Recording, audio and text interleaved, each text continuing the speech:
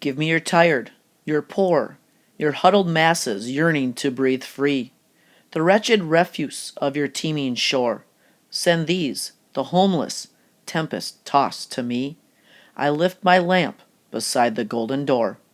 Emma Lazarus in a poem at the Statue of Liberty.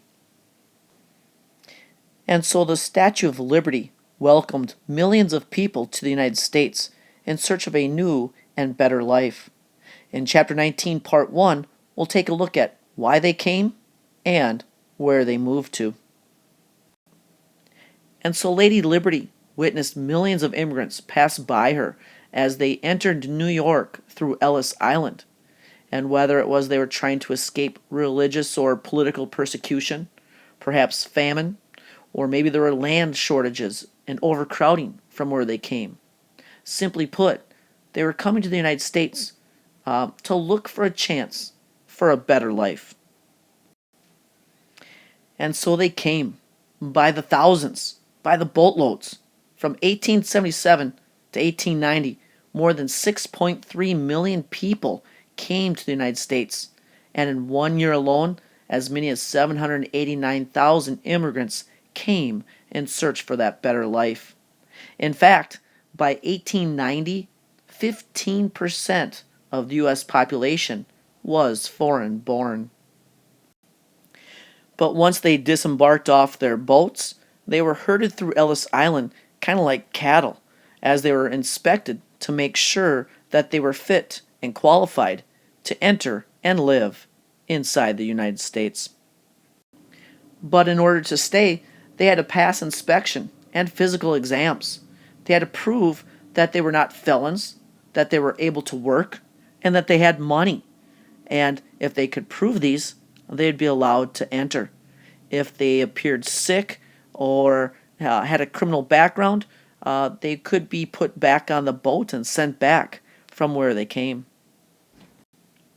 Or at least quarantined until their sickness went away and they were healthy enough to enter.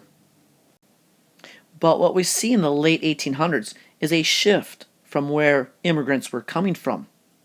You see, what's considered the old immigrants would be the Northern and Western Europeans, people like the Germans, maybe the Irish, that had moved here earlier on and had lived here then longer. The new immigrants, however, came from Southern and Eastern Europe and tended to be coming from places like maybe Italy, Greece, Poland, or Russia. And as many of these new immigrants were Catholics or Jews rather than Protestants, and they also tended to be maybe unskilled, illiterate, and poor, there was more of a negative backlash against these immigrants. People looked at these new immigrants as kind of competition for jobs, people who were willing to work for less and drove down wages, and that would cause more conflict with people who were in the United States already, whether you were born here or of the old immigrant stock.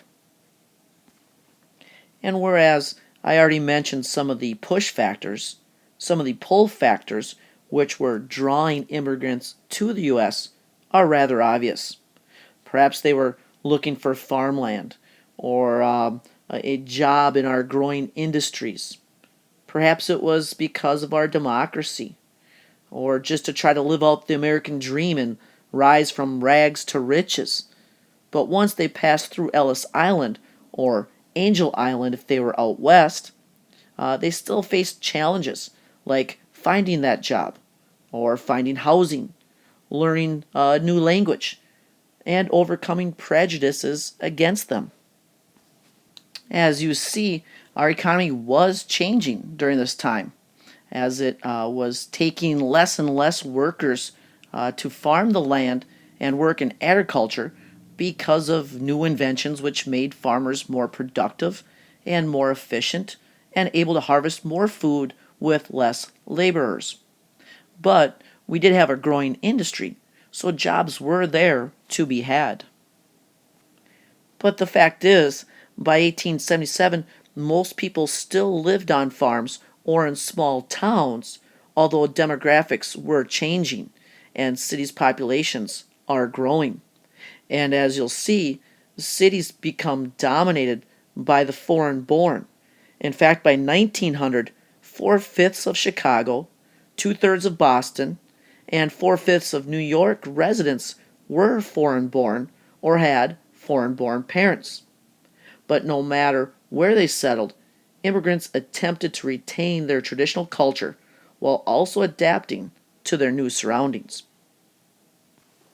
But if some immigrants were discriminated against, others were excluded altogether from migrating to the United States.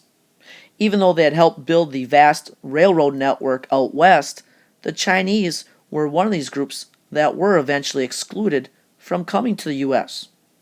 Perhaps it was because some people were racist or believed the Chinese brought moral issues like drugs or prostitution to the U.S., or they were competing for jobs. Whatever it was, in 1882, these people were excluded from coming to the U.S. So, where did these immigrants go? Well, some did become farmers out west, but being that most of these newcomers were unskilled laborers, many stayed out east looking for work in the industrial centers. And usually they tended to settle then in areas with people of similar backgrounds and nationalities. But we also see as steel allowed for cities to grow upwards and not just outward, along with inventions like the elevator in 1871, which would carry people up floors easier. Well, we see that these cities are able to kind of continue their growth and absorb these newcomers. And so as these immigrants move to the cities, we see other people moving out, kind of to the suburbs. New inventions again, like the streetcar, allow these residents to move out and allow the middle class and upper class to kind of start a new life further away from the industrial centers, which would then open up the cities to these immigrants.